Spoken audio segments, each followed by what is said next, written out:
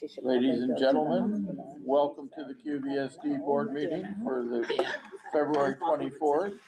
Please stand and enjoy the Pledge of Allegiance with me. I pledge allegiance to the flag of the United States of America and to the republic for which it stands, one nation under God, indivisible, with liberty and justice for all. Thank you. Okay. Everybody knows the drill. What is it? Needed to approve the meeting minutes from our regular meeting of February 10th, 2026. Is there a motion? I'll make a motion to approve the meeting minutes from February. I'll second it. All right, and Kevin perused those minutes and said they were okay. Did anybody else look at them and concur? Briefly, I looked at it. Okay, so that's a concurrence. All righty then, all those in favor of approving those minutes, say aye. Aye. Aye. Any opposed, say no. All right, they're approved. Adopt tonight's agenda. It's not very long unless, oh wait, the high school's here. I'll make a motion.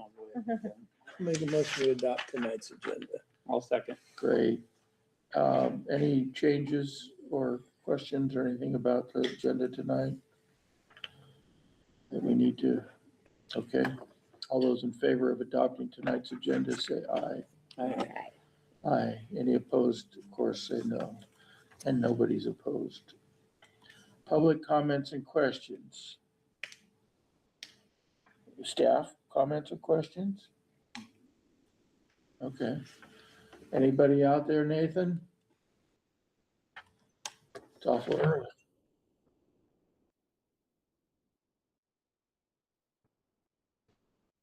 What? Live viewers. Okay, well, that's good. It's an improvement over the dead ones, I guess.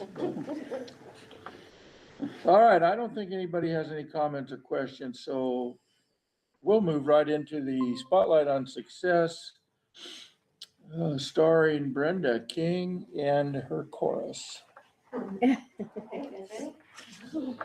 just want to say thank you for having us tonight. And I'd like to introduce my team. So I have Bill Cabell, okay.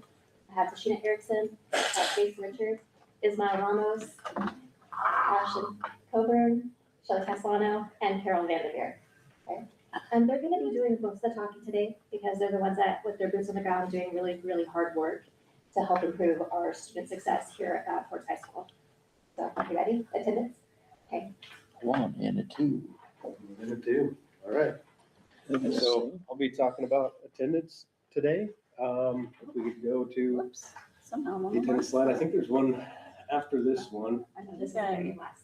Oh, that's the very last slide. This one's Pretend like you didn't see any of And there's it. one thing you do with it. It's like 4 hours worth of. Yeah, I wanted it to go fast, but it doesn't have to go that fast. All right. So first I want to say thanks to the BLT team. These guys have been working so hard and kicking butt. We've got the school improvement plan taken care of, and I have nothing but admiration and respect for these people. They've done a really good job. So yeah, just wanted to say that before I got started.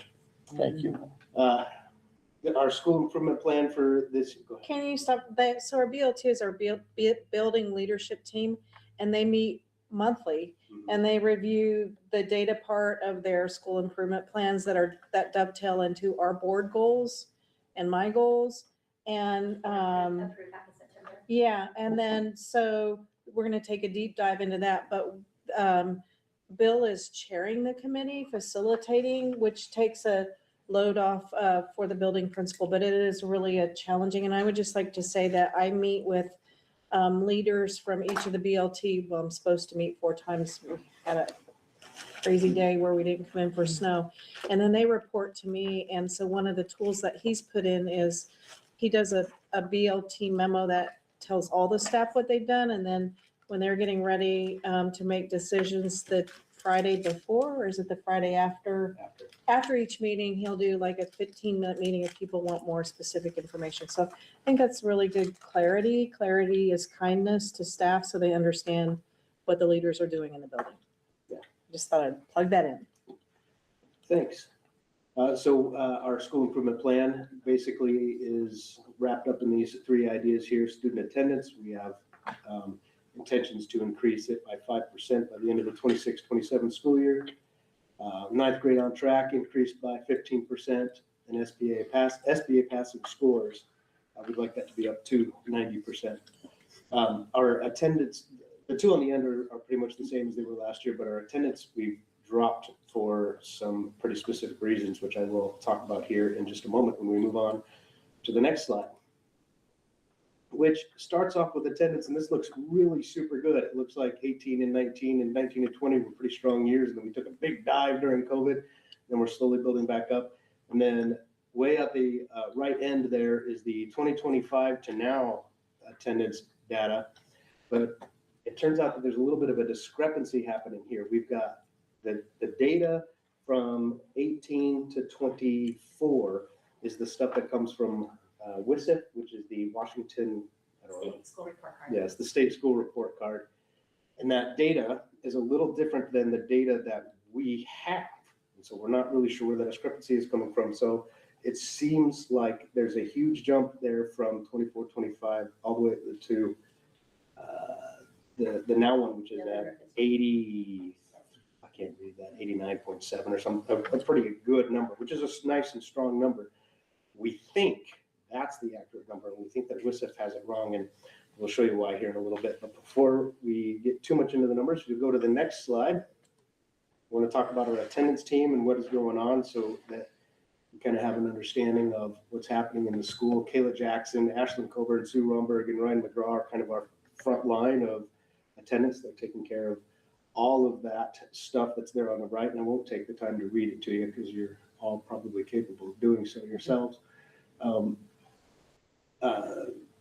But yeah, so these are the people. Now, everybody in the building obviously has something to do with attendance. We're all doing things with attendance. We're all taking attendance and encouraging students. Advisors are encouraging students and talking about things. So if we go to the next slide, these are our big supports that are happening in the school that the school improvement plan is particularly geared toward.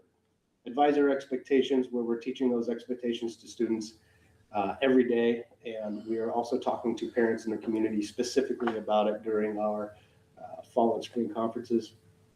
Teacher engagement, as you can see, we have almost every teacher, every class period outside of the classroom, welcoming students in, creating that community of encouragement and getting kids to know that we notice when they're here and when they're not here. We're also making sure that we're taking attendance within the first 10 minutes of class so that we have precise and accurate data. And then creating a climate of belonging. One of our tools that we're using largely this year is Character Strong, which again is just creating that culture of concern and care where students know that they're cared for by the teachers and by their classmates. So then when we move on here, this is the attendance data for 2024. And you can't really see it, and I guess it doesn't really matter all that much, but essentially it's saying that the attendance is pretty stinking good. We're all over there at pretty much at the 90% mark for average daily attendance, and that's pretty good. What is a little bit concerning, I guess, would be the alternate school, but that data is just a little bit strange. And this is the data that Lindsay Wallerstadt provides to us. So this is average daily attendance for 2024 for those time periods, which is significantly higher than what you would have seen on the 2024 slide, or on that first slide that had attendance. It had it down at like 61.7. And so the WSIF data is different, and we're not sure how. So we're working with Lindsay Wallerstadt to try to figure out where that discrepancy is coming from. But it's not tomatoes and tomatoes. We don't know what's going on. We don't know why that data is different. It We're working on has to figuring it out. do with student mobility and when this is your student Brenda and I just talked about this. We're gonna start sharing this with you because you can see we get a lot of kids coming and going. And it depends on when they pull the data, I think, is what Lindsay and I talked about as to whether or not they're included. And so at some point, we're gonna share it with our attendance team and they'll bring it back to you. Okay. Yeah. So that's why we dropped that percentage quite a bit too, is because 15% on top of 90% is pretty extreme, but if we want to keep bringing it up. So we brought it down to 5%, thinking we're going to keep doing the things that we are doing, that we're finding success with, and we're going to push for that to get better. The next slide just shows us a couple more ways of looking at it, comparing it to the elementary school and the middle school and the district. The high school is a little bit lower than the others, but still just about 90%. That's pretty darn good. We're really happy with that. We have discovered that there are some issues with chronic absenteeism and the way that there's some loopholes that kids are finding and parents are finding to, and that's messing with our attendance. And so we're working on finding ways to get that to be resolved and absolved. Go to the next slide. So we put this slide in here because I think this speaks a lot to how attendance is going in the school. So last year we invited, that means 51 students were eligible for the attendance breakfast. That included students who skipped classes. If they had skipped classes, they were still invited as long as they hadn't missed days. 5 or less. I'm sorry. Yeah, 5 or less absences, so the skip would even Oh. have the percentage of less than 5 days on there. Gotcha. Thank you. Yeah. Gotcha. This year we did not include that. So that's an increase without including students that had skipped. So that's a significant increase if you consider that. So the culture is changing, attendance is getting better, things are looking positive as far as we can tell. And that's it. Okay, so before you go on, though, Yes, sir. I didn't quite understand the breakfast thing. So the more you invited, what does that mean? That So they they were attended invited if they were better eligible. and They to had be 5 eligible? or fewer You absences. got invited to breakfast. Uh-huh. Mhm. And the year prior, if they had 5 or fewer, but let's say 2 of those were unexcused, those kids were, they were invited, but this year the expectation was you can't have any unexcused of those 5.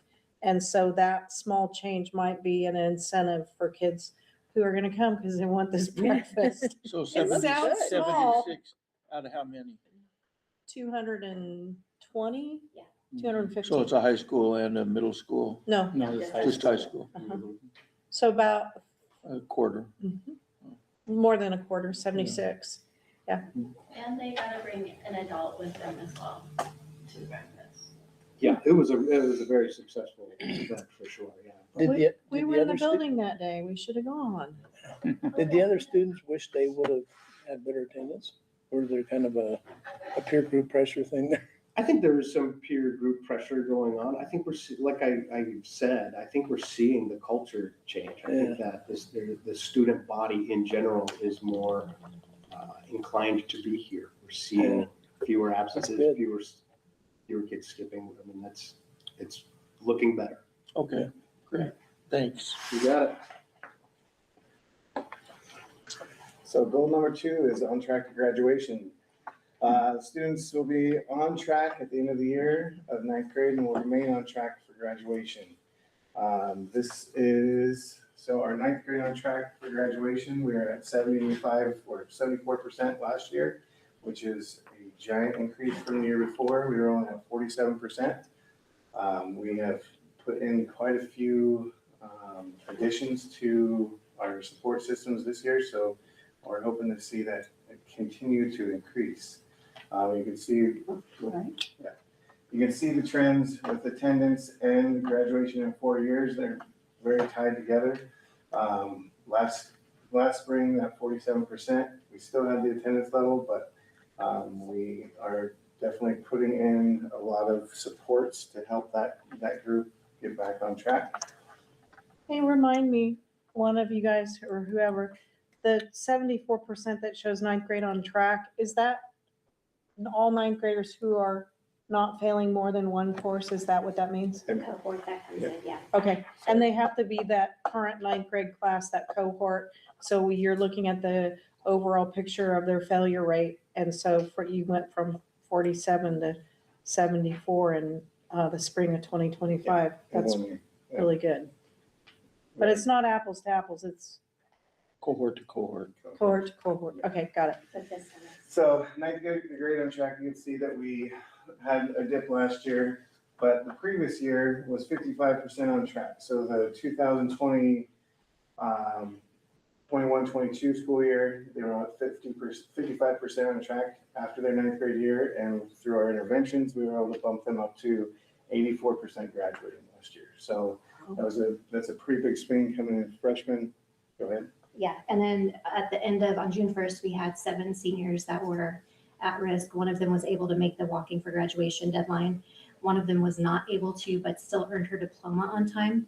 So there was 2 students, and then there were 5 that were hanging over. And I handed one of them his diploma last week or the week before because he finally finished, so we got him re-engaged.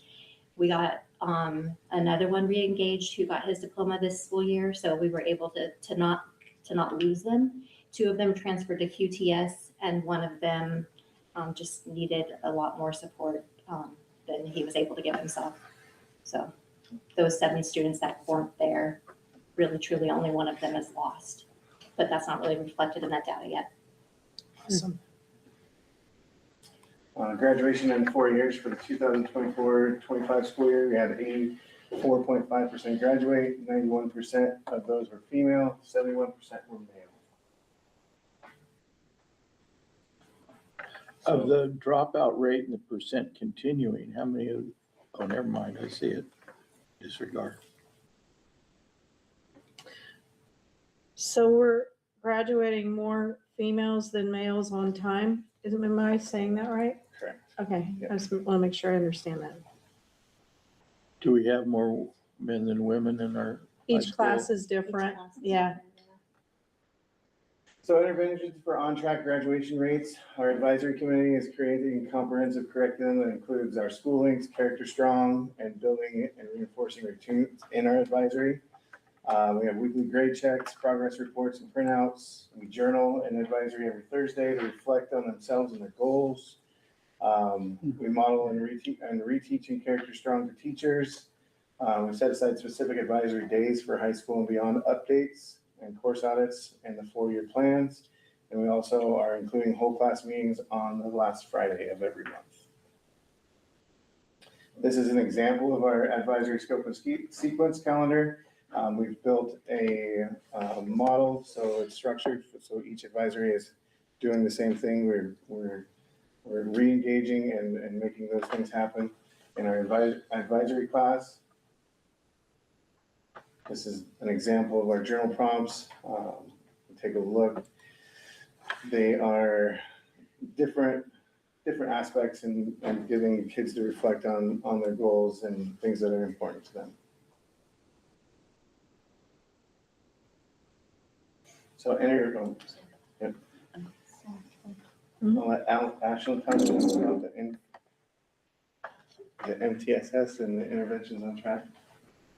Yeah, so I'm part of the MTSS team, or multi-tiered system of supports team.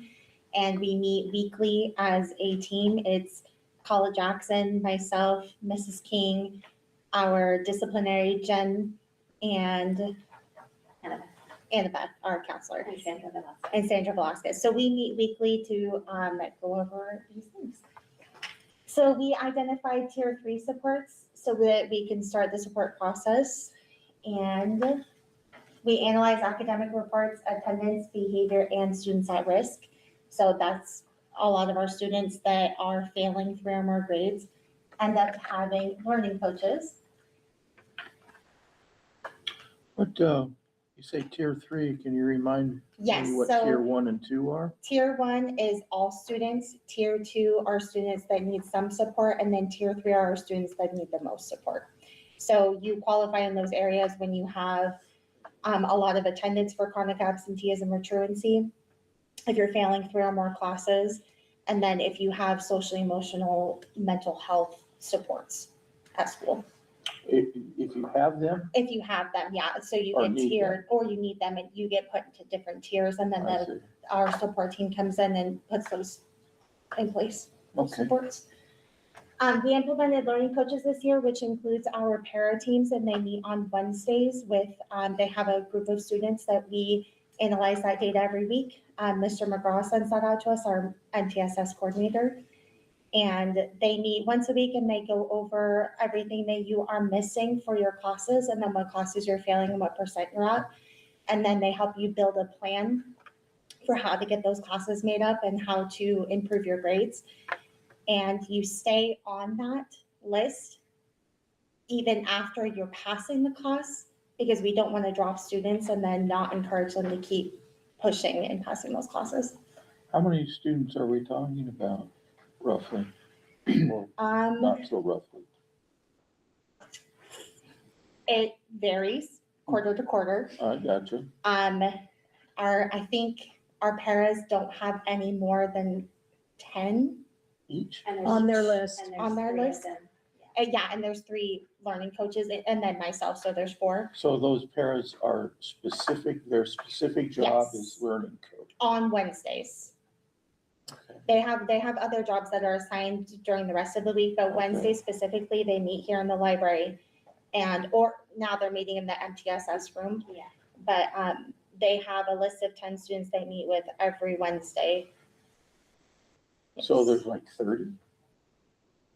If they're 3 and, Give or take a few, yeah. okay. But then those students stay on for the whole quarter. So even when they're passing, Even when they yes. correct their problem. So they start out every week until they're passing the class, and then it's release of responsibility, so we Gotcha, okay. switch to thanks. bi-weekly. But that's something new that we implemented this year, and it's been really successful. So we don't have any hard data on it yet to see No. how successful it has been, just because this is still a work in progress. We've had it for 1 full semester. So, Kevin, I don't know if you remember when we walked by the library and we saw paraeducators with kids in Oh, here. yeah. That was on Wednesday, and that would be an example of that learning coach.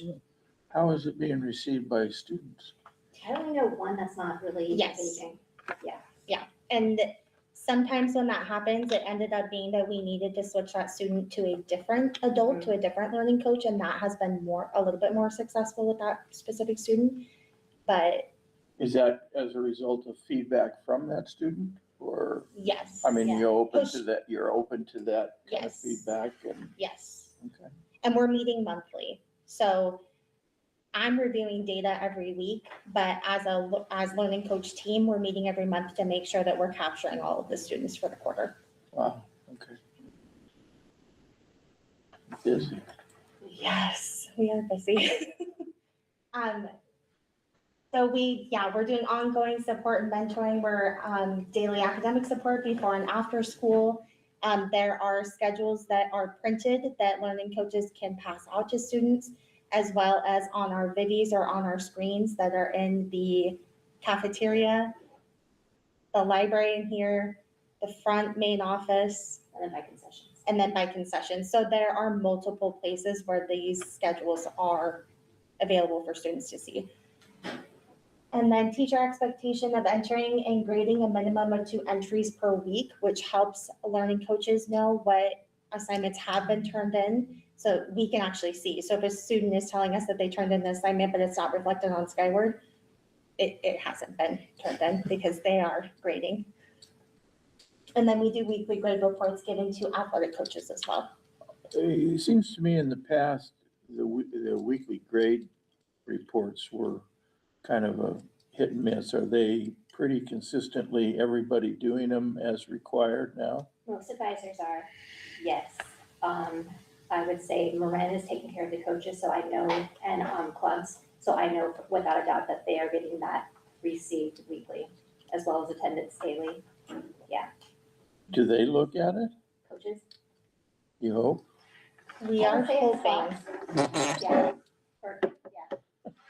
But with the athletics as well, because we have,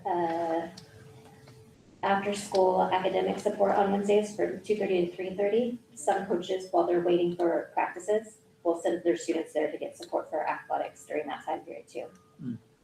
Good. Yeah, and like Mrs. King said, the club advisors are also receiving those academic supports twice a month. And then there's a 2020 credit recovery classes that are available for seniors. And students are encouraged to attend summer school for credit recovery, or they have all of their classes assigned to them as a 0 hour when they're not a senior. So I know all of the learning coaches were trying to encourage our juniors to attend summer school and make up those credits before their senior year. Business. Okay, so one of the things that we've put in place that we shared with you last year that has been a success is standing on business day. Before the end of the term, we hold an academic support session for students who were not passing. And then the students who were not failing any classes were rewarded with a fun opportunity. Board games and chess, open gym and field, we take a group over to the bowling alley, movie and video games. So giving the students that are standing on business or getting their stuff done, an opportunity to do something fun while we're also doing a targeted support session for those students. And you can see go ahead and go to the next one. That's a couple pictures of standing on business on the next one. So before the event this year, we had started with 90 students with Fs. After the event, we dropped down to 75. And by the end of the semester, we were down to 54. So the standing on business day definitely has a significant impact, dropped from 90 to 54 in just 2 weeks for students with Fs. Cool. Interventions continued, increased communication of graduation requirements, teaching and reteaching to teachers, families, and students, communication with parents, meeting student-led conferences, and to rising ninth graders. And then student conferences in March to help support any students that need a reminder of what the expectations are and their families. Senior meetings with students, whole class. We have one-on-one sessions and one-on-one with families to make sure that they understand where they need to be and to get them to that walking. When do the senior meetings take place? So the first one I had the first week of December. So I met with every single senior and let them know whether or not they were on track for graduation. If they were on track for graduation, I let them know that I was ordering their diploma. If they were not, I let them know that I would be meeting with them for the first week of February to get them into credit retrieval, because I had about 5 of them that did not pass a class at semester, so that they need to do some serious work to get themselves caught back up. So now I told them I would meet with them again in March, and then if they're not on track I think that there's 10 of them. If they're not on track, they'll start meeting with me weekly after spring break. And you're the Making key it happen. person, Because I have to be the one that tells them, sorry, if you didn't make it, you don't get to. right? meet But you're the graduation. one who meets with them. Yeah. Okay. And what's the cutoff date? I mean, I wouldn't tell you that was a switch in practice. Was that last year, the first year you did that? My first year. Where they put a hard line, a cutoff date, Mhm. May 28th, Yeah, as opposed to working till 3 or Till 4 then. a.m. in the morning, the night The before night before graduation. graduation. Yeah. And it really has motivated the a lot. kids. Yeah, And I have heard from other school districts, neighboring school districts, that their practice, they don't put a hard date, and they're thinking of switching as well, that they believe it motivates kids rather than gives them another out. So Yeah. And kudos to that. I'll say to our seniors too, any seniors, sorry. Our seniors that are failing or our seniors that are in Ed 2020 retrieval classes also have a learning coach. So they're meeting with Mrs. King and they're also meeting with another adult. So we're double pushing our seniors that need it. and like Hal said, the culture is shifting. Bill, not you and me. Like Hal said, Could be. the culture is shifting, because now I have a senior who had like 7 in 2020 classes. He's down to 3. And his little brother was a at-risk student when he was 6th, 7th, and 8th grade. And that kid did not fail a single class because he's watching his older brother struggle and get stressed out. So that was a huge, huge culture shift and a change in precedence. So, and his older brother, so there's 3 of them. The older brother is one of the seniors that did not meet graduation requirements last year, that transferred to QTS. So it's just really cool. I mean, my team is working really hard to make sure that we don't lose any single student. Are the parents supportive of this? You say you meet with families and students, but it's you who's having to do that, right? And do they come in and are they fairly supportive The or? families are supportive. There's some barriers with the family that I was just talking about, but. Yeah. Yeah, I think most kids or most families wake up in the morning and they want to make sure that their children are taken care of. And when I say to the students when I'm meeting with them, your families believe that you are in class, or your families believe that you're here to do a job. Let's prove them right. So shifting that vocabulary as well. Okay. So we're in the middle of a process change at the state level for the way that the kids do their high school and beyond plans. It used to be that our kids did them in a notebook. And now the state is requiring all school districts to use school links. And that's what that HSBP is. And they are we said we would raise our hands and pilot it a year early. And so we are exposing our staff to it, but the goal is that when you're a 7th grade student, you go into that high school and beyond plan and you start learning about it. And you start talking about it with parents in the 7th grade, because they oftentimes don't know about it until the 10th or 11th grade, and then they can't support their kids. So the goal is that not only does every student know about it, every parent knows about it, and in our advisory system knows about it. So it's not just Brenda King saying, these are the goals that you have to meet, where it's all of us knowing what it is, because it takes everyone to push our kids. So that HSBP, P is a requirement for but graduation. it sounds digital. Yes. We And have why do they want it digital? So that all those people could see it or so the so state that can have that it's information? seamless and it's something that the kids and parents can access from home very easily. Rather than a notebook that gets Yeah. trashed. I know it's also something that the kids can have with them after they graduate and share with employers. So it's actually something that they're gonna build up and take. It's a system too where you can research scholarships. I mean, they're developing it and it's getting better every year, but where they can build their resume, put their resume in. So it's something they carry with them. And it's not just in an old fashioned notebook. It's really organized. It's got due dates and everything, so they're better able to stay on track.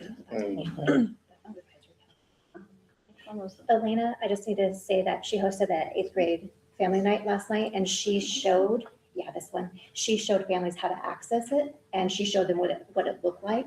So we're already like working collectively to inform families on what this looks like for scheduling. But if you look on this slide, all of these are hyperlinked, so every advisor has access to what it is on there. So they can just go straight in to all of that to get what the due date is for that school links for the month. So we revamped that advisory to actually make it something that was useful, because we hadn't had an advisory curriculum since Elena and I wrote it in like 2010. Yeah, so that wasn't okay anymore. And I think it's 26, 27 when every school district has to have it implemented, but we went ahead and said, let's just start getting Way used to to it. volunteer. Good job. Yeah. I'm not sure that's what staff was saying at the beginning of this year. Another thing? It's being received really well by students and staff. It's like a digital portfolio. Now, how can you tell if it's being received well? They're completing their tasks and kids are like, because there's a required task and then there's extra tasks. And they can go and search like careers and figure out what classes they need to take to prepare them for those careers.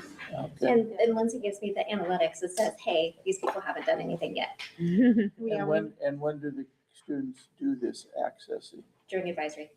Always? And Yeah, how you're often do we intervention, right? advise? Are they in advisory once a week? No, they're in advisory here 5 days a week? 5 days a week. First period or something?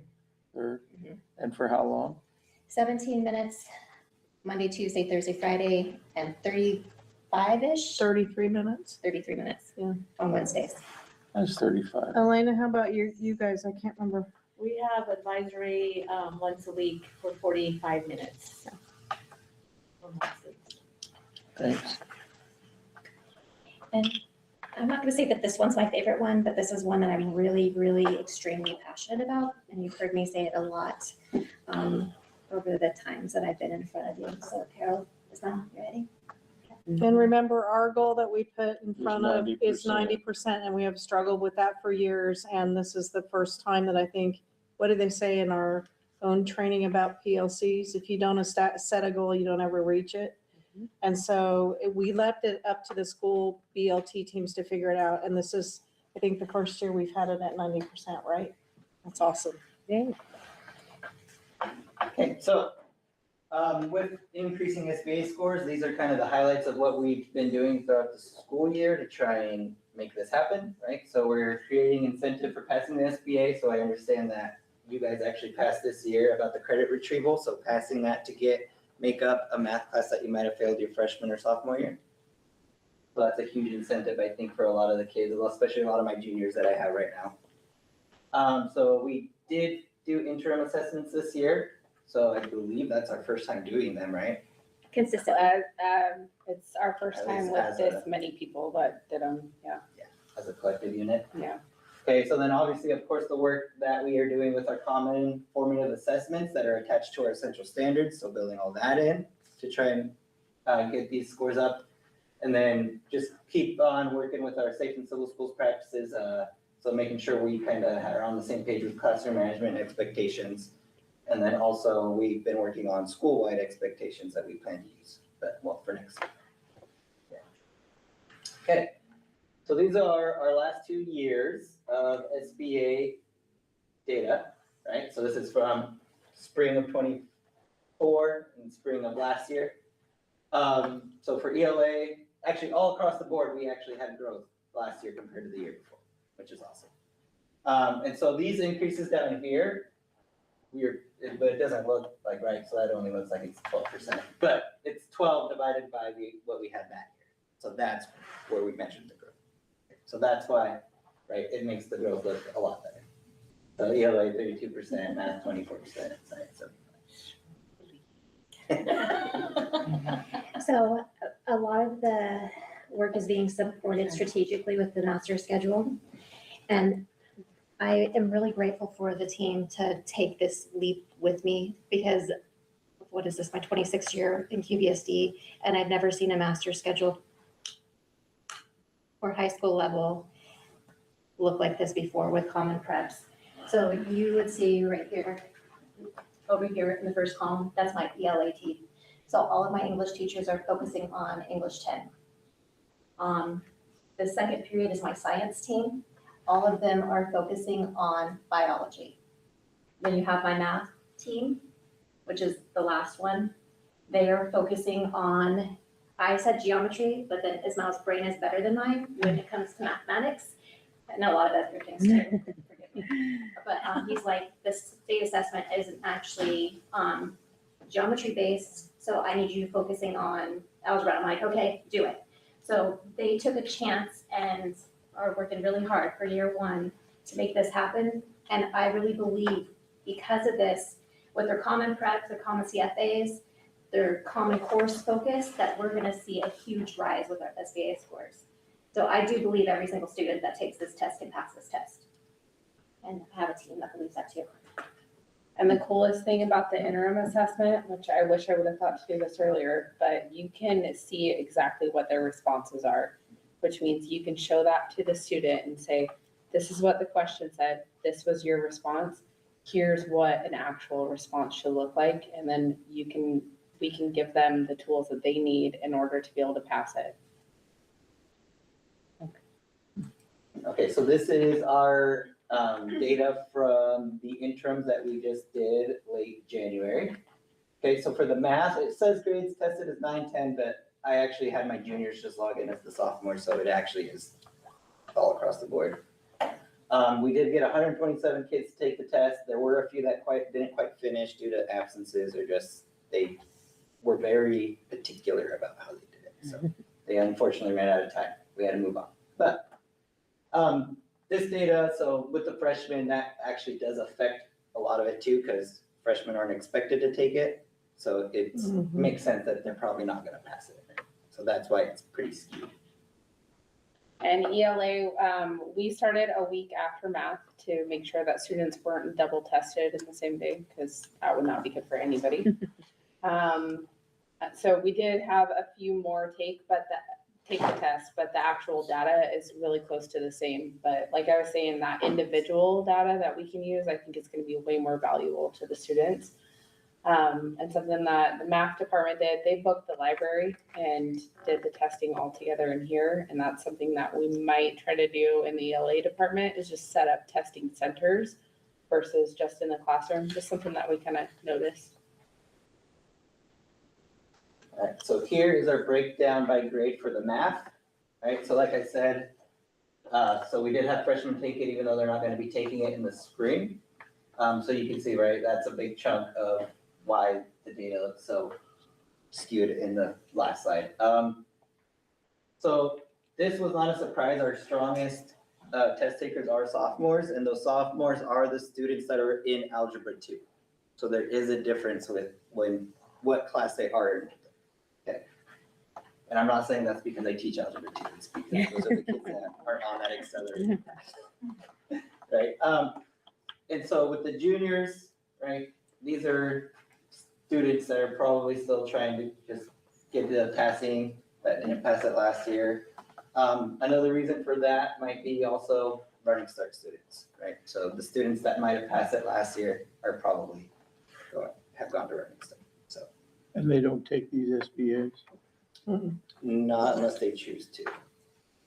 We sometimes do get some that come back to take it in the not the midterms, Okay. but when they do the actual. Yeah. Will you talk about what you noticed with that one student, how you expected her to perform better, but she was only at a level 2, and the reason why? Oh, right. So I did have a lot of students that I would pull them, talk to them one-on-one and ask them kind of what was happening, because there were some that I was surprised with. And they said they just didn't understand the question that was being asked. So for example, for me, when I asked them to break down an equation, I would just say simplify, very basic, one word. Well, here they would say, find the equivalent expression to, give them some crazy algebraic expression.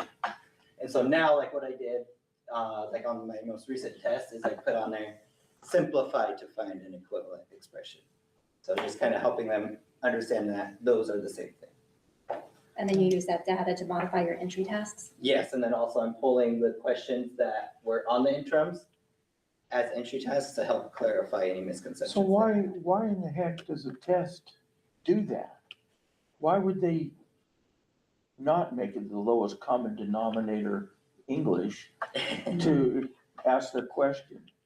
Well, and I think it's just understanding. To throw people off?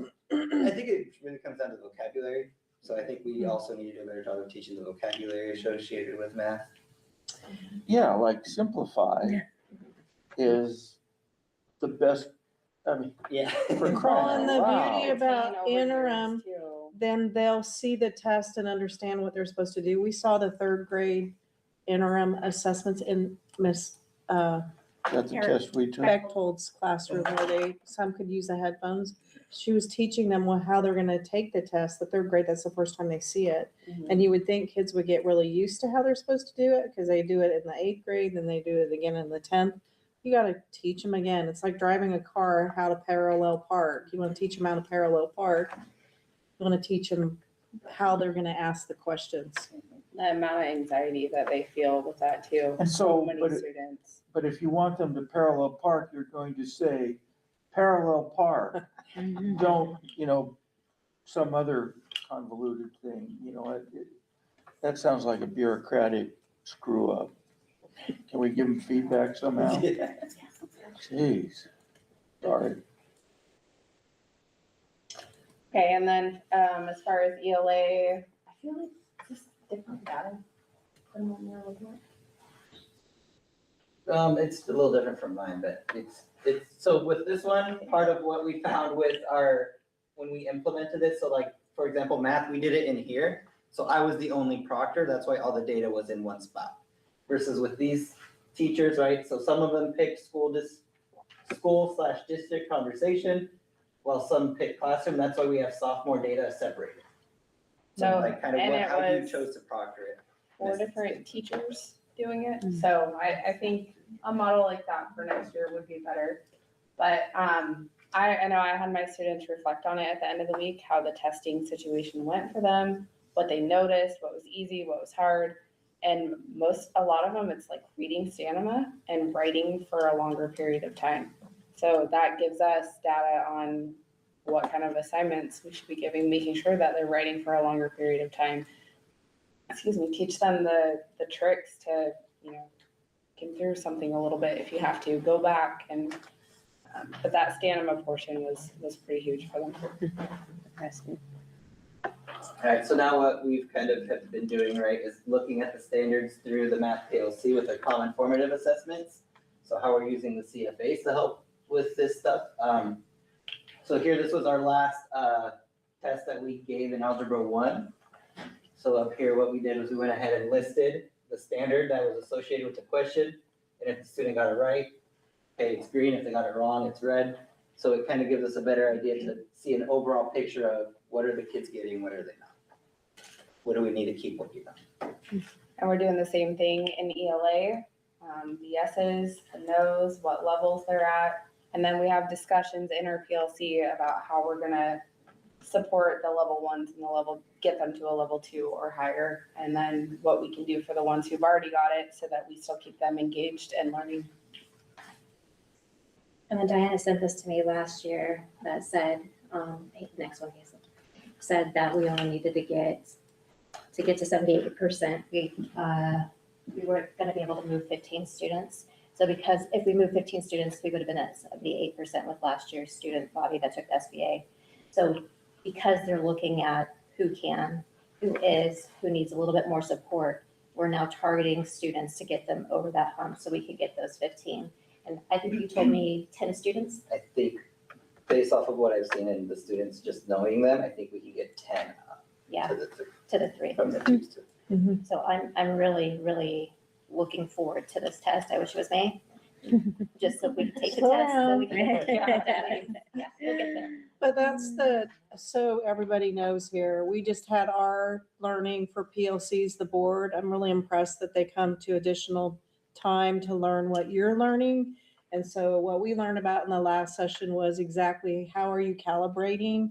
And, we're in different places, but it's okay. It's a work in progress. I think you guys are learning a ton and I can see it in all of the buildings.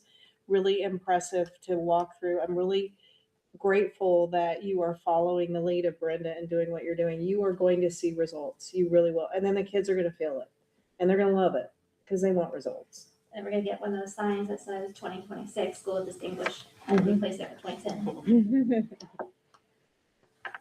And this is fun. So I want to thank Nathan for helping me with tech. And then I also want to thank the science team for being vulnerable with this. So Jason, do you want to introduce it? I've been excited to This watch is us this. doing our PLC at work.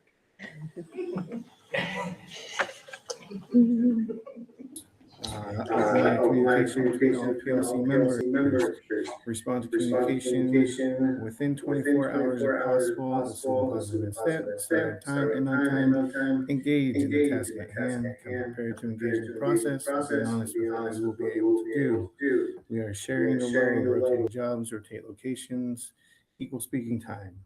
What we'll do if we disagree. We have a time talk, 2 minutes max for each opinion, then find consensus. If that is unable to happen, we'll compromise in the best interest of students. A table discussion for next meeting and bring alternate solutions for next meeting. Okay, so let's go over the essential standards that we were measuring in the CFA. So for the DNA unit, our essential standards are LS1A, LS1C, LS3B, and we also evaluated a supporting standard LS3A in the CFA. And the learning targets for this, we have those handy. Okay.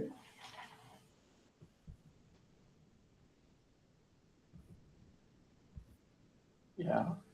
So for the DNA unit, our learning objectives.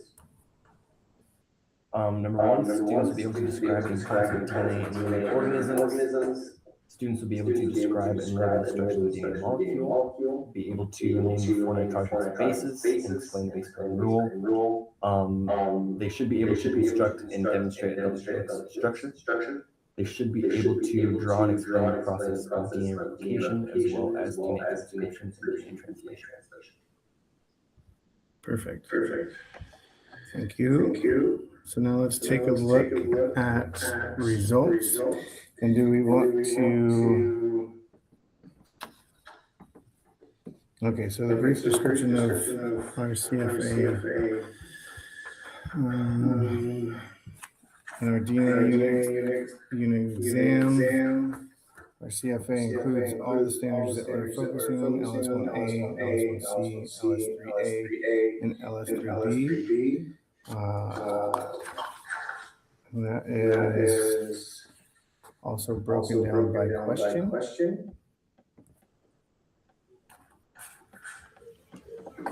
So the skills measured are those learning targets that we just went over.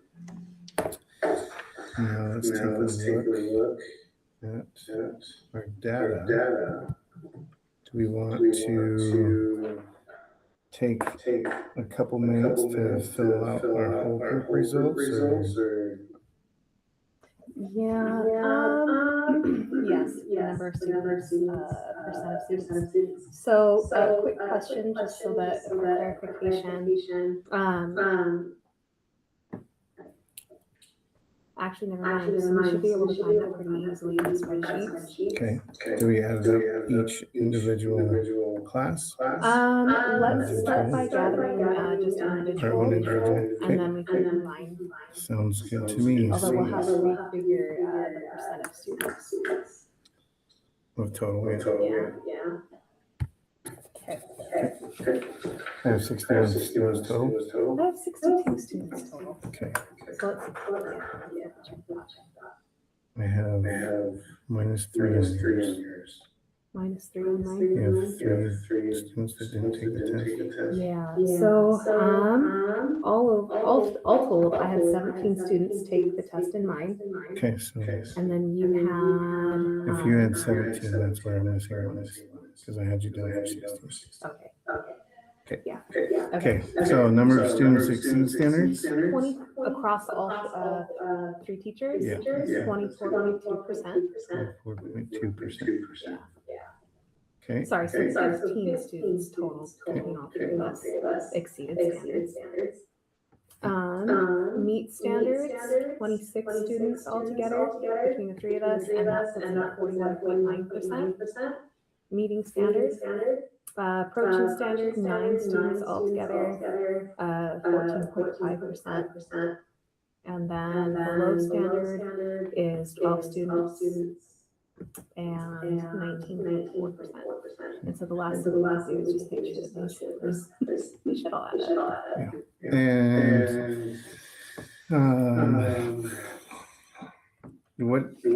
And what are the notices? What are some things that stands out to you about those numbers? So, overall, those are pretty, for meeting standard and exceeding standard, overall, that's pretty high, it's over 50% of our students. Let's add that up real quick. 41.9, so that's 66.1% that are either meeting standard or are above. What was our original goal? Was it 70%? Let's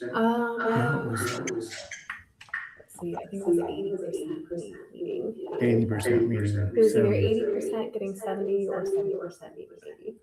It was 80% or 70%. Yeah. So we do have some low hanging fruit with the approaching standards. We could definitely build that up and get to that 80%, 70. Did you guys notice anything with your below standards? And that's where I cut it off. Jason, do you have anything to say? Do you have any questions on what we're doing with our PLC? I think we're really trying to focus right now on getting the CFAs established. This is our second one. The first one we were able to kind of, stumble our way through it. Like, we are learning a lot right now, and we're trying to put it into practice. It's definitely getting more successful. We have better numbers that we're focusing on. Like, we have hard data that we can take a look at as a team and see where we need to adjust our teaching and where to put the interventions in to get those students all on track. So it's, And when are you doing this? this is on Wednesday, early releases. Does it take the whole time? Oh, yeah. So you cut it off, but were you getting down to the nitty gritty Yeah. after They were. Yes. where probably you were Each- talking about individuals? So you notice on the English and the math PLC charts that they showed.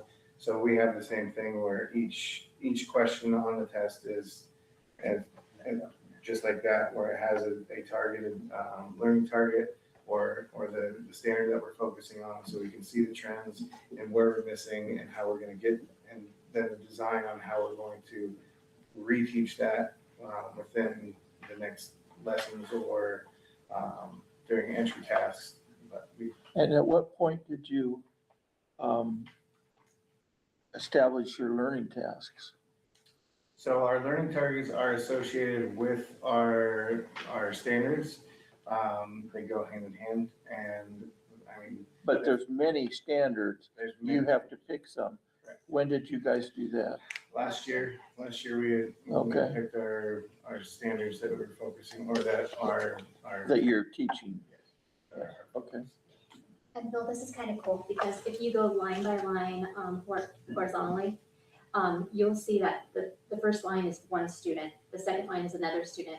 So we know that student one is doing pretty well. I mean, they need a little bit more support than 3 targets, right? We know student 2 needs a lot more support, right there. But you also can tell that maybe you didn't teach That's column right 1 there. very well, Yep. or See that one? column That's red. 2, something, maybe that's an instructional problem. Yep.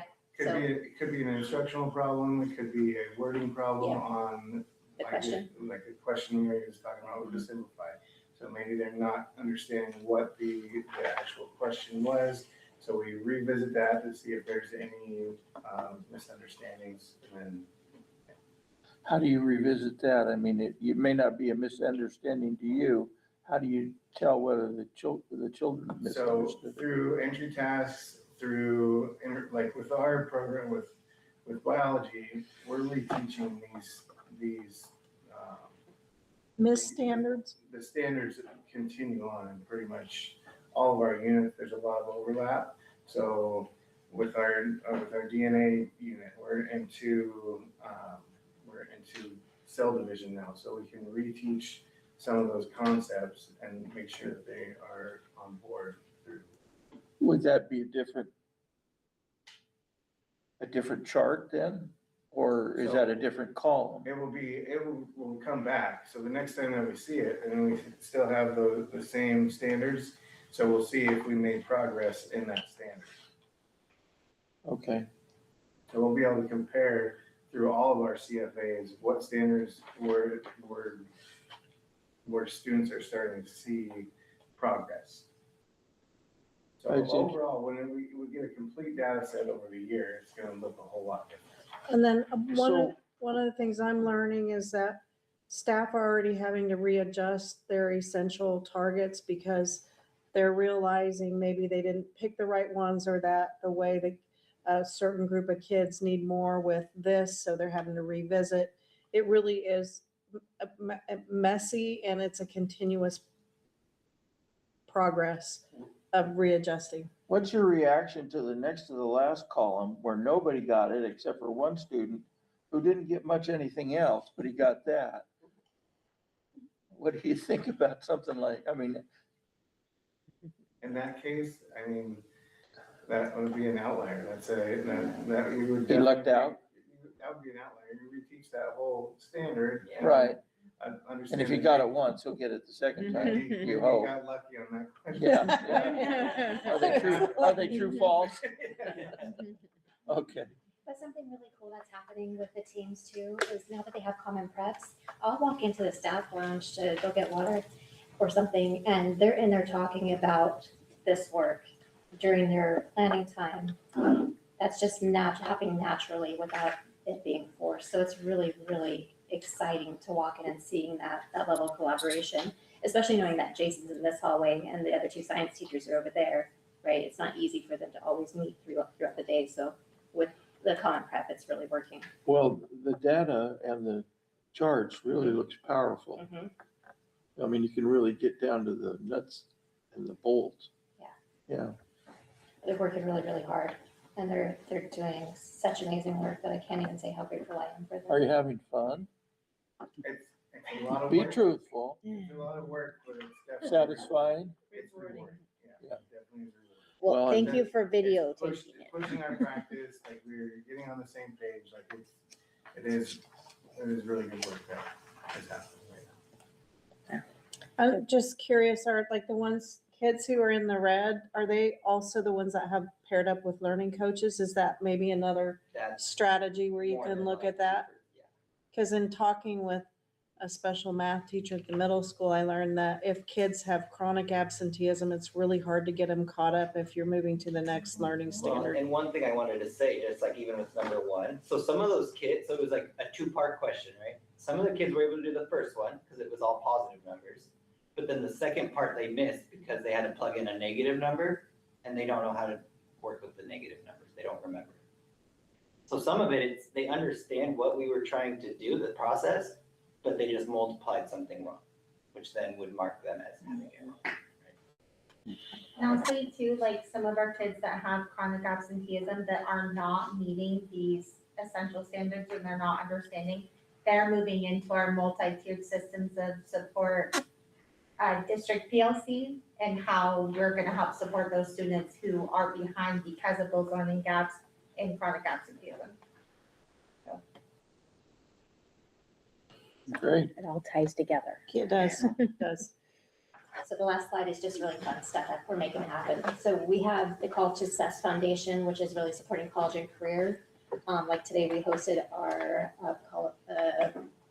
Career fair. Career fair. Yes, thank you. And Shelley worked really, really hard with Bren, who's our College Success Foundation coach, to get everything happening. It was really, really well received. We have campus visits to PLU, to Central, to Eastern, to Western, to Olympic. So we have that getting up and going. And the last time I heard, I think that Cheryl said that 7 of the students that she took last year on one of the campus visits are attending one of the colleges that they visited. So we're starting to see kids increase that pathway because they're starting to see themselves on that campus. So it's kind of cool. We are in the process of getting dual credit up and running through Olympic. That means if they're taking Shelley's class, they will be able to earn 5 credits for a culinary class through Olympic. We're just waiting for the lady on the other end to do it. Shelley's done all the work for that, so that kids can earn college credit while they're still here. And then Tashina is working on setting it up for English 101 through Central next year so that they can earn 5 credits. And Dr. Cavill's also doing it for Art 101 or Art something. I don't remember what the number was, but I read it last week. So I'm trying to build that up, and that's a way that I'm hoping to keep our students on our campus so that way if they go to Running Start, we don't lose them, because I know that there are 2 of them that were juniors this year that transferred and they weren't being successful, so they dropped their classes. They transferred to Insight School Washington, and then there were 2 seniors that were not successful, that are now back on campus and doing credit retrieval so that way they can meet graduation requirements. So that's ways that I figure that we can help support kids navigate this new idea of earning college credit through the high school, plus we have our AP courses that were there. So there's a lot of stuff to be really grateful for, and you can't always see it in the data, but there's a lot of shine. Wow. Yeah, so there we go. Great Last job, slide. you guys. Great job. Yeah. Congrats. Only 2 slides. Everyone was worth it. Thank you guys for hanging in with the new schedule. I know it is hard work, but I have seen a transformation just in the discussions that you're having with your fellow coworkers, and that's how we get better, when we learn from one another. So I'm very grateful. Yeah, thanks very much. Yeah. Spread, Thank you. spread the disease. All right. Thank you, high school. Thank you, Brenda and staff. Good job, guys. Yeah, you can leave. Yeah, but don't Thanks all for go out at coming. once. All right. Wow, that was powerful. It was good timing with our learning last Yeah, week. yeah. Well, and it's nice to see examples of it in action. Yeah, Mhm. exactly. The video for our school Mhm. was better than the video for that other school. Yeah. I mean, I like to see what we're doing, not, Yeah. that was to show us what could happen. Yeah. Well, it looks like it's happening, so. Yeah. For sure. Okay, let's move on to unless anybody, anything else on that? Consent agenda, is there a motion to adopt tonight's consent agenda? I'll make a motion. We adopt tonight's consent agenda. I'll second it. All right, any questions? What's Aon Risk? I didn't read it. Okay, Aon Risk is a new contract that we are going to need with our, with the notification of our 1977 tort claim. They'll help us do the research to find our insurance company and then help us with navigating that. Okay. Cool, all right. Any other questions? No? All right, all those in favor of tonight's consent agenda, say aye. Aye. Aye. Any opposed, say no. Let's go on into reports then. Financial report. By the way, there's our wrestling team when we had the send off, who did really, really well, placed third. Overall. Yeah, overall, and 2 state champions, Jade Blair and Kenny Damon. So congratulations, wrestlers. So for the month of January, remember, this is where the state adjusts our enrollment numbers. So we always see revenues much less than our expenditures. It's 8.5% of the apportionment with the adjusted numbers in their enrollment. So we were in the negative 2 million. That's Okay. okay, yeah. So for the month of January, net cash in our county treasurer, almost 9 million, which is about where we were last year as well. And so if you can see the bright blue, we're above, no, the darker blue, we're a little bit above where we were last year. Met our minimum fund balance, and then 7.25% undesignated unreserved. So just a couple of high level things. If you go into our January board report, we are monitoring everything, especially in our debt service fund. We've almost received our 120,000 that we said we would receive in timber dollars in our debt service fund. I think we're like 20,000 shy. We have about 33% of our general fund budget revenues, but remember, we're a month behind collecting on all of our grants because we do our deliverables and we get our grants the following year. The other difference in this year, I had Jan just do some high level things. Every year prior to this year, we paid our insurance, which for the school district is about 800,000, just so you know. And we usually did it in 2 installments, one in September or October and one in April. This year we paid for it all the way up front. So when we get to the later months, we're probably going to see a little higher rate than where we were. But we're on track. And any specific questions you might have about budget? Just monitoring Why closely. did you decide to pay insurance all up front? Because I didn't know this, but there was a time when we couldn't pay for all of it in the fall. And so the risk pool allowed school districts who didn't have the reserve funding or couldn't pay it for operation funding. And because we've got surplus now, we should have switched back over to where we pay it all in one at the beginning of the year. Might as well, if we can Yeah. afford it, Mhm. so. And then, as far as enrollment, we're just really about where we thought we would be at brick and mortar, really. And there's in front of you, if you want to see this month's in and out students, like we were talking about earlier. Again, just seeing movement between, like, Brenda pointed it out, Running Start, Insight. We did lose more students this month to our Friendly Insight School of Washington program. But anyway, we're really about on, if you want to go to the next one. Elementary school is really pretty steady, but you have kids coming and going. Right on target though. Middle school is just really dead on at 237 student or FTE. But you're seeing some mobility too, right? A little bit. A little bit, yeah. You want to go to the next one?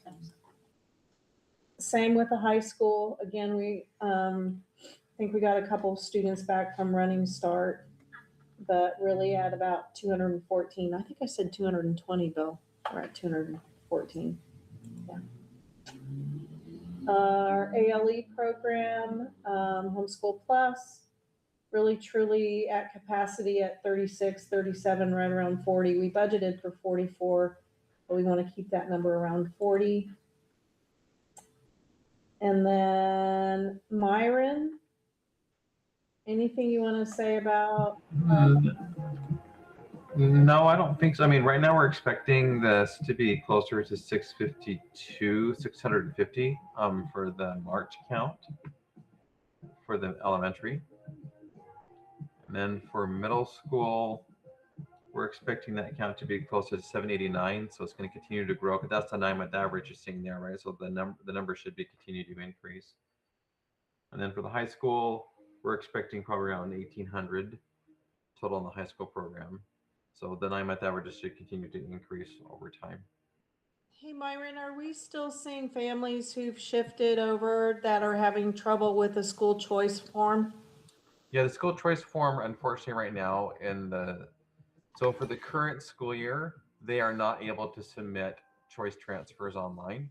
We have to work with them through paper pencil, then turn that into their resident district for them to, the district can enter the choice transfer for the family cannot enter it themselves into the portal. So we're having to manually process those right now. Yeah, and that's kind of a barrier for our families. Okay, so go to the next slide. Oh, that is the last one. So really, truly, we're about 600 students shy, and that's okay.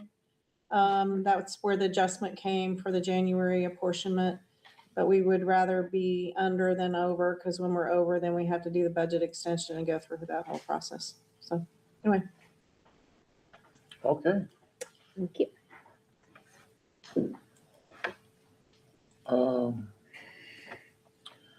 Next is the superintendent's report. January attendance. Diana? So as soon as Hazel gets that up there. Is it wonky? I'll scroll around it. So we're at the top part is the average daily attendance, and we're again as a district hovering around anywhere from 91 to 93%. And again, that is how many students show up every single day. So I'm going to scroll down to where you get to the chronic absenteeism, and I might even challenge Brenda's team to look at chronic absenteeism, maybe shifting that focus. I don't know. No, we've already started having that conversation. Okay, yeah. And so remember, our goal is 80% this school year, and we are hovering right at 74%. So I'm still feeling like we've made progress with some of those students. For truancy, We've had court action with 6 of the 22 that are now in the truancy system.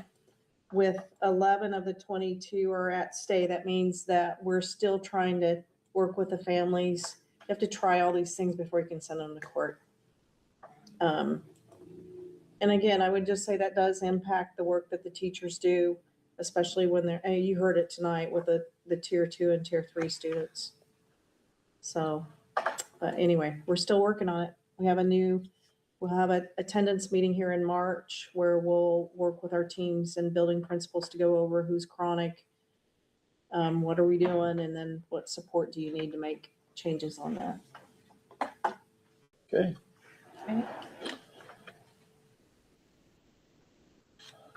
Go ahead then with number 2, Clallam County Revenue Advisory Committee, proposed 5 corners. So the county has what we call Revenue Advisory Committee. It's made up of all the school district representatives, the hospitals, the fire departments, libraries who get DNR timber dollars. And this is a letter drafted by Jim Buck, who used to be a state legislator. Was he a state legislator? House representative, yeah. House representative. And he is going to propose this at a special meeting. And it's called a 5 corners meeting because it goes to the governor, the speaker of the House, the president of the Senate, the House minority leader, and the Senate minority leader. And because of all the legislation that has been brought forward for alternative methods that could potentially take timber land in DNR off of the books, we want to bring to their attention that currently in Washington state law, it is their responsibility to make sure that this is delivered to the beneficiaries of the trustee or the trustees of the lands. And so we're gonna talk about this at our special meeting on I think it's next Monday, March 1st. And what I would like to know is whether or not you would support, because the Revenue Advisory Committee will only get this approved if a majority says we've gone back to our respective boards and they would like to sign on. And then my understanding is the Revenue Advisory Committee moves it to the county commissioners and then they approve it and send it forward. But the push is that we have to have it done before legislation is over so they don't make any more cuts to our DNR timberlands. I'd support it. Are you making a motion then? Yeah, I'll make a motion that we support this. Okay. I'll second. Okay, let me give me a chance How to. can they just keep doing that? Taking the money out of their. Well, crazy. they trade lands, they pull some off, and then provide us with a parcel that's supposed to be, Yeah. they had proposed the ecosystem carbon credit legislation that didn't move forward. But again, we feel like either change the law, the Constitution, the way it's written, or the law around timber dollars with Department of Natural And that Resources. might be what they'll do. Well, it will take a lot more work to get that done. Yeah. Uh-huh. Yeah. But we So- should be fighting for our dollars. This is in response partly to the new head of DNR or lands commissioner, right? Mhm. And what he's, Mm-hmm. and the fact that Sounds every good. 2 years or so we do this. Yeah. Mm-hmm. Okay. Okay. There's a motion. Any other questions? All those in favor say aye. Aye. Aye. Any opposed, say no. So who's gonna write? Do we just tack They will onto this draft the or? letter and then we're gonna discuss it in that special meeting and then we'll vote on it. And if we have a Who's majority, we? the Revenue Advisory Committee made up of all of Clallam County's junior taxing Okay, districts. but so they're gonna write the letter after they get approval? to It'll write be the very letter, so- similar to this. Okay. Yeah. You'll watch out for, are you on the Mhm. committee? Mhm. So you'll watch out for that to make Mhm. sure they aren't signing away No, my Our understanding is they firstborns. will use this draft. Okay. Yep. Well, make sure they do. It's a government after all. Okay. And I think we're done with that. Any board member reports today? Yeah, we did a Or questions, walkthrough, and that was fun. Meet Mike and I and you and the principals. And I was impressed, yeah. And you only seen one person with a cell phone out, and that was break time walking down the hall, so that was. Did you take it away from them? No. No, we didn't. No. Did we you didn't. look at them funny or frown at them or? But everybody was busy. I mean, and it was a surprise, because I don't think, nobody was warned that I know of. No, I didn't tell anybody in my building. No, unless you guys called up and said, hey, what kind of. Here they come. Yeah, but Yeah. it was We good. saw really. Board good stuff. members in the building. Yeah. The eagle has landed. Right, code words. No, but I'm glad we did that. Yeah, good. That's all I. Anybody else?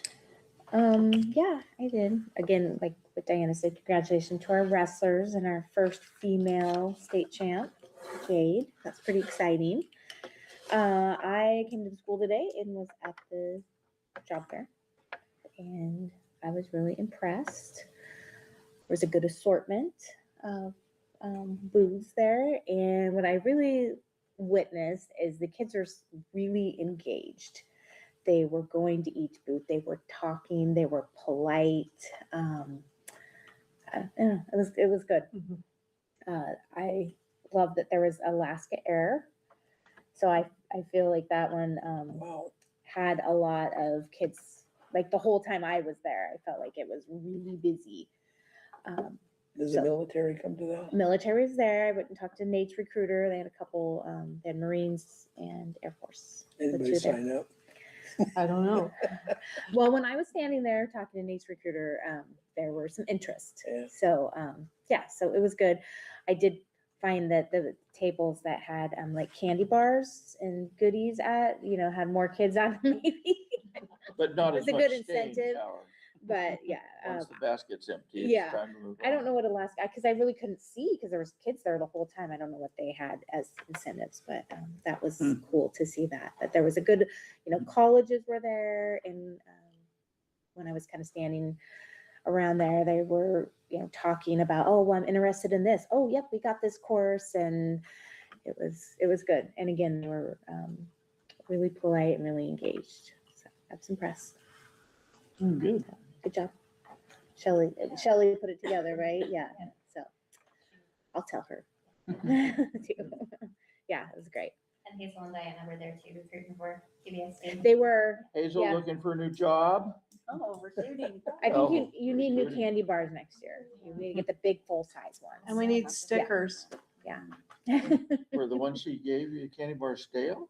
No, they just had Too suckers tiny. and, well, yeah, I didn't take any candy, but maybe it was a full size candy bar. Does Insight School of Washington do anything like that? Do you Myron? have job fairs? Trying to get to the right window so I can check the answer to answer your question. Yes, we do. We actually do. We're actually preparing one right now. We do them in the K-12 zone. So we'll bring, we do job and career fairs or college fairs. They're pretty cool. And we'll actually, one of my plans when I come out in a couple weeks is to show you what we actually have it's called a, I forgot what the term for it. Basically, it's a K-12 zone kind of product where kids can go in and explore careers without anybody there. So there's no interaction between students, but it has all the links and everything. I'll show you what it looks like. It's really kind of cool. Where they can kind of go and explore and investigate different careers. Okay, great. I just had a question about, all the schools that are not able to meet their budget. I didn't see anything in the legislature about any kind of relief. Who's relieving them and how are they, what are you hearing?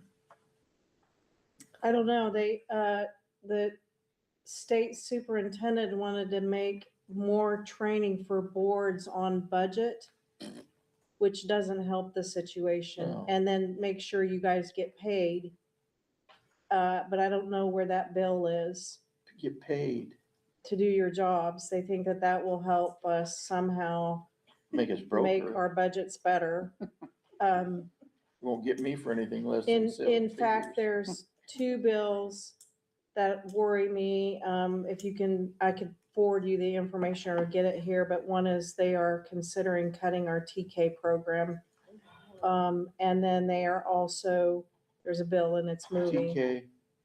transitional kindergarten. Mm, And then they're also, the House and the Senate have a reduction in LEA. LEA is our local effort assistance, which helps the property poor school districts. And it is what I call the Robin Hood Act, where we get additional money because we are not property rich like Bellevue, and it costs us more to collect money to do the work that we need to do.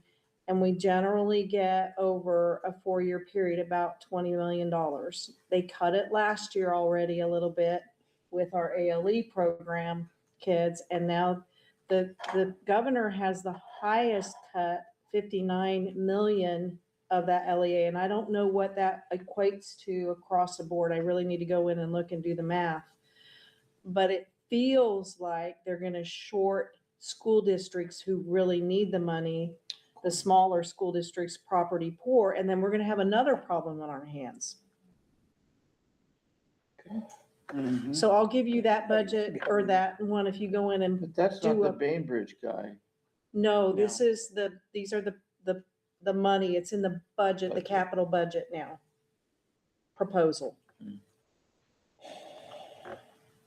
So I'll give you the Uh-huh. numbers to go in and go, no, Yes, please do. there's a whole lot. I think session ends March 11th. So we've got some time and there's mobilization, obviously, of schools to say, this isn't right. And then the last thing, and I think we've talked about, or I've asked this before, and we talk about summer school, and we were talking about credit recovery and all. I don't understand how a student who basically doesn't get it for a whole quarter can make up enough credits in 4 weeks and knowledge to equate to the missed curriculum. How in the heck do we justify that, or how do we get away with that, or why the heck do we do that? Our Ed 2020 program, if you would want to see what it looks like, but the kids can test out a certain parts of it. They've had the knowledge. They just didn't do the work, in all honesty, Okay. for whatever reason. And that's part of our tier 2 That's- and tier 3 system to figure out why they're not doing it. So that we don't have to have summer school eventually. That'd be the goal.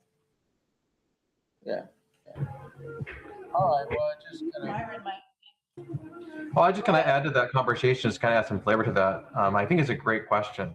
One of the things that when I worked in Arizona and I worked in, I meet with kids and I see these Fs on their transcripts, I'd ask them, what kind of F is this, right? Because an F is an F, right? But the F is a huge range. It can be 0 to 59%. So is this F F because the student didn't do tests? Is it F because the student wasn't turning in homework, but you have the knowledge? So what often happens in these credit recovery kinds of programs is you'll test them to see what knowledge did they retain from what they were there for, and then you fill in the gaps. Do we do that assessment in our summer schools? Yes, and the other component too is like that master's-based credit that Ismail was talking about that you all approved at the beginning of the year.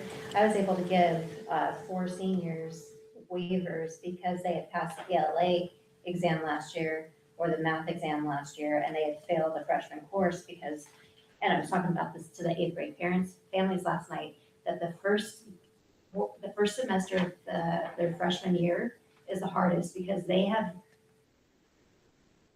Goofed off. they're used to it being okay to not passing, and they don't understand yet the relevance of how important the core 24 is, and you don't have any wiggle room within our master schedule. I mean, you need 24 credits, you get 6 credits a year, 6 times 4 is 24.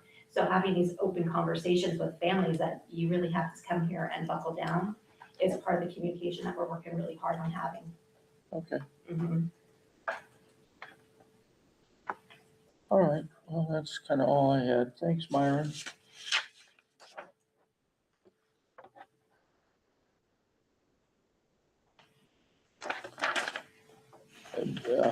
Myron, did I ask you if you had anything? Oh, the only thing I was going to add to the was already shared earlier on just on a little side when you guys were talking about school links. One of the other nice things about school links, because our school is also launched school links as well as part of the school district, is it's transferable as a student moves from district to district, which is really amazing when you have students that are high mobile. And so that's one of the nice things because it's a statewide platform now. That data can transfer between school systems, which we did not have before. So we're really excited about that as an opportunity for our families. And then we actually have 4 students now that are doing externships with K-12. We thought we had 5, but one kind of said, this isn't going to work for me. So we have 4 that are doing it. And Jen, our CT director, met with 2 of the families, 2 of the kids, and they're loving it. They're loving what they're learning. They're excited. So we're hoping to get more information for you. We're only a weekend, but so far the students are super excited about the opportunity. Oh, great. And how many students do you allow to do that? Will you allow Right, to do? we had them apply, Bill, and then we had the applications. We had 5 we accepted that met all their criteria, and then 4 of them have decided to move forward. So we've met with 2 of them, and we have meetings with the other 2. So we have to meet with Jen is meeting with these students every week, kind of talking about their hours and what they've been doing, and kind of they're having to kind of tell us what they're learning. So we're really excited. Great. Yeah, keep us updated on that one for sure. All right. Anybody have anything else before we move on? All righty then. School board resolution one last thing. Y'all probably got a notice about your public disclosure. Things are due again by April 15th. So. I just did one of them, I thought. Yeah, you did last year. Last year. Yeah, been doing them Time every year. flies when Every you're old. year. The lamest Can thing. relate to that. It's like, I mean, it's not a paid position, so what do they give a rip about? Well, because you might be getting money under the table and stuffing it in Switzerland, Well, if I was, and I they wouldn't- want to know about If I that. was, I wouldn't tell them. There's a man of integrity. Okay. Well, we know you're not getting anything from the school, are you? Not yet. You have our gratitude. Bank on it, huh? Thank you. Oh, golly, where were we? Oh, yeah, school board resolution. Oh, this is the, well, what's that? Spring extracurricular. Coaches. Yeah, but I've got this school board resolution form under new business WIAA. Hmm? You're looking in the wrong spot. You think I am? Mhm. Where was I looking, I wonder? Gosh, what year am I in? Oh, my. Way down. Oh, whatever, it doesn't matter. Okay. We need a motion to approve resolution number 8-25/26, the spring curricular and athletic staffing. All positions filled? We have one. We have one middle school track coach that we need. Okay. I'll make a motion to approve resolution number 8-25/26. Great, thanks. Second it. Got it. All good with it? Everybody, questions? All in favor, say aye. Aye. Any opposed, say no. It's approved. Now we have an executive session to review and the performance of a public employee. We failed to tell you about that Was it me? beforehand. Yeah. Oh, God, Yeah. yeah. Oh, well. I just want to let you know now. How long? I say we'll be 7:15, 10 minutes. 7:15, we'll come back. No action to be anticipated. Okay. Good night, y'all. And Brenda, thanks.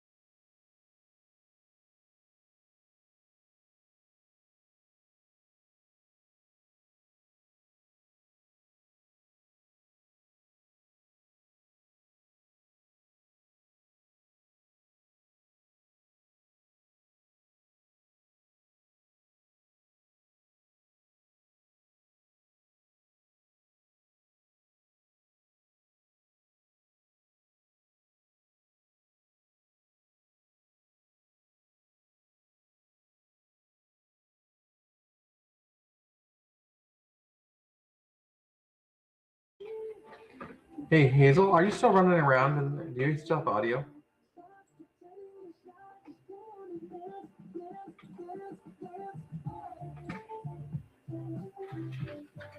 Oh, it's still recording. Oh, never mind.